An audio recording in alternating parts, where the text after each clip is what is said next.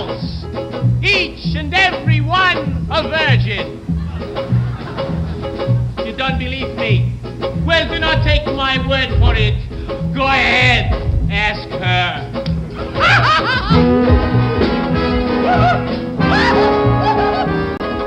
Outside, it is winter, but here it is so hot. Every night we have the battle to keep the girls from taking off all their clothing.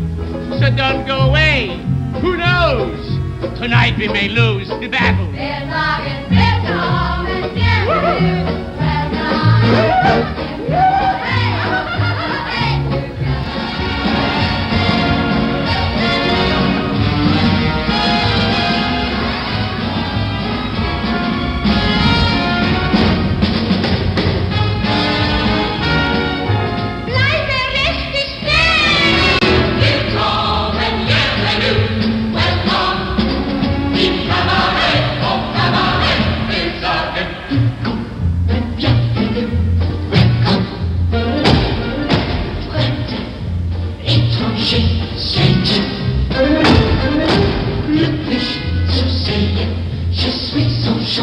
Oh, shut me down. Happy to see you. Fly the rest to stay.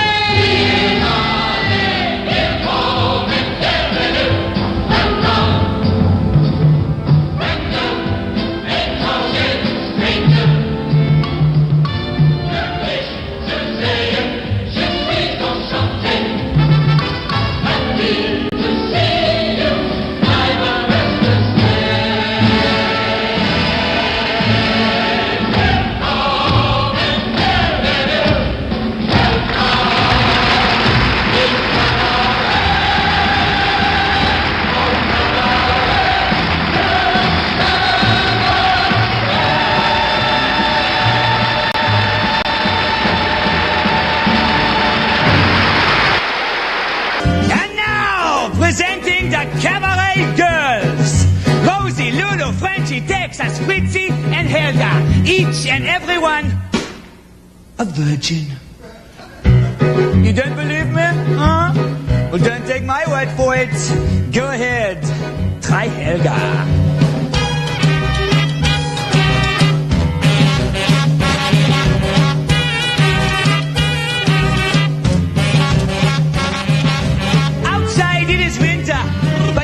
It's so hot. Oof. Every night we have to battle with the girls to keep them from taking off all of their clothing. So don't go away. Who knows? Tonight we may lose the battle.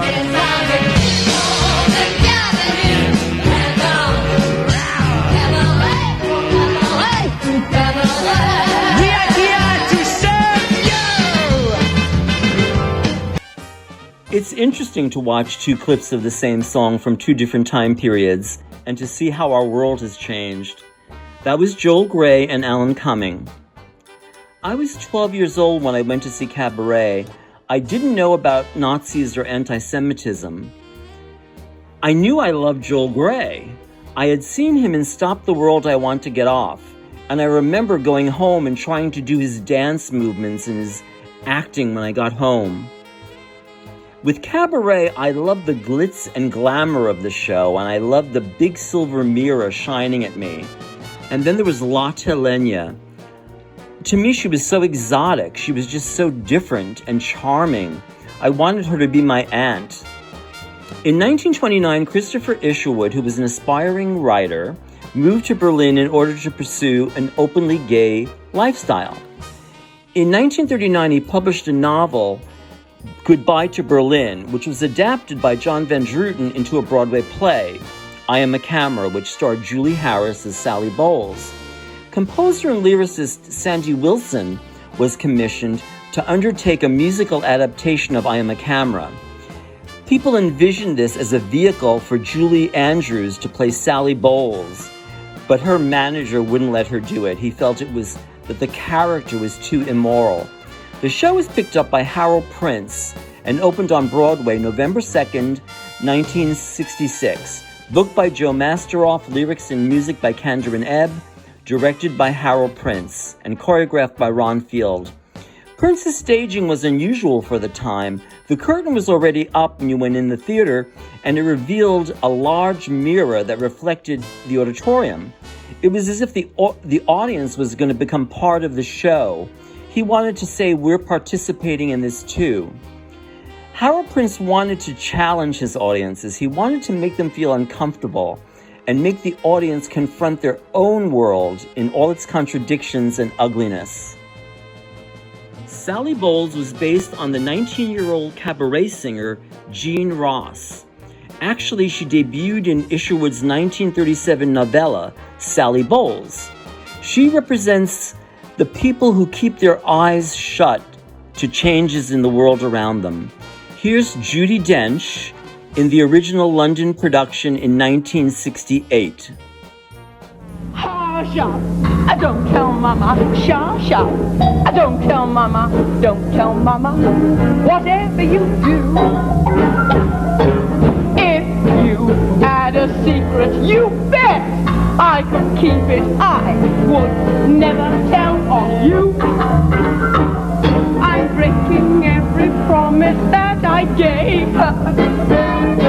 So won't you kindly do a girl a great, big favor, and please, my sweet potato, keep this from the maker, though my darling laws against the law.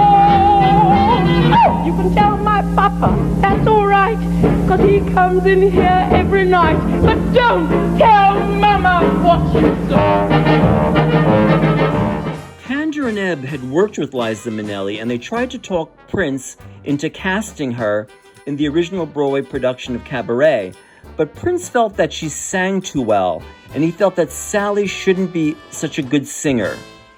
When the movie was being made by Bob Fosse, however, Minnelli met with the producer, and he loved her ideas about the film, and he hired her.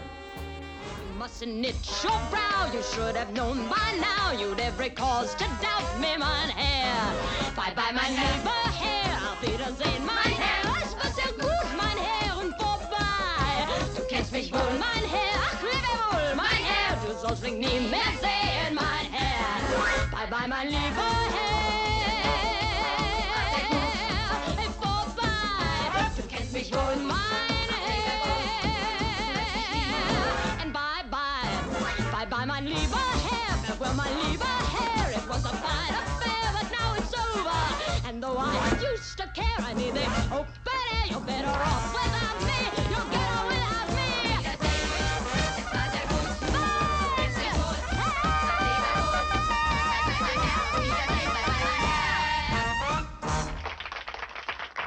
Prince wanted to present a new kind of socially responsible musical. Think of Cabaret as a cautionary morality play.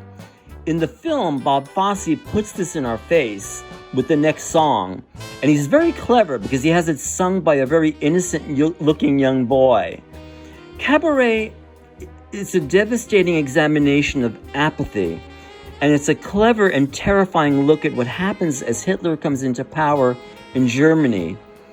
The anti-Semitism and violence rises, and too many characters stay locked in their denial and their self-interest.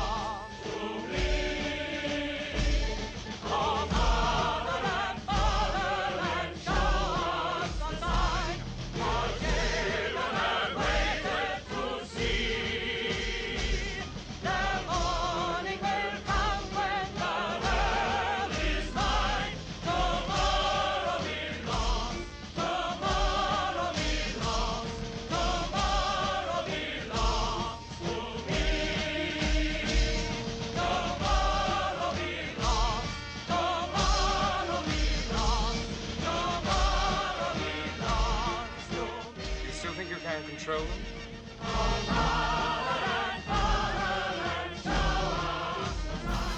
Fräulein Schneider, the landlady, is going to marry one of her tenants who's Jewish, but she's persuaded by social pressure not to marry a Jew, even though this would seem to be the last chance at marital happiness for both of them.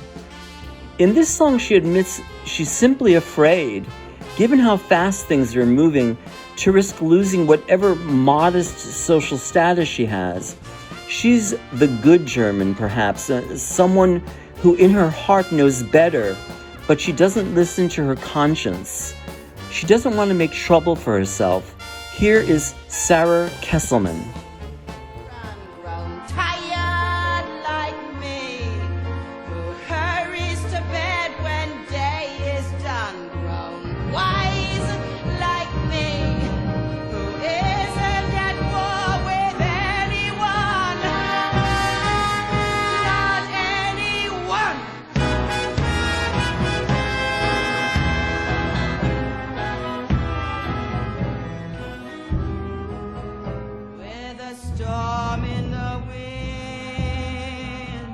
What would you do? Suppose you're one frightened voice being told what the choice must be. Go on, tell me. I will listen.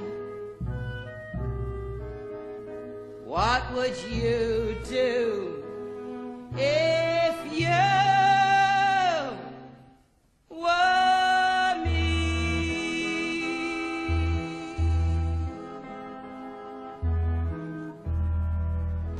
This jaded, cynical song, sung by a character who pretends to feel no pain and who appears to be hardened by the ugliness of the world.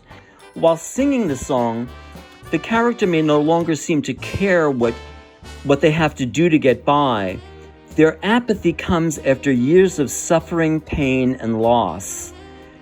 It's almost as if no longer caring seems like a blessing.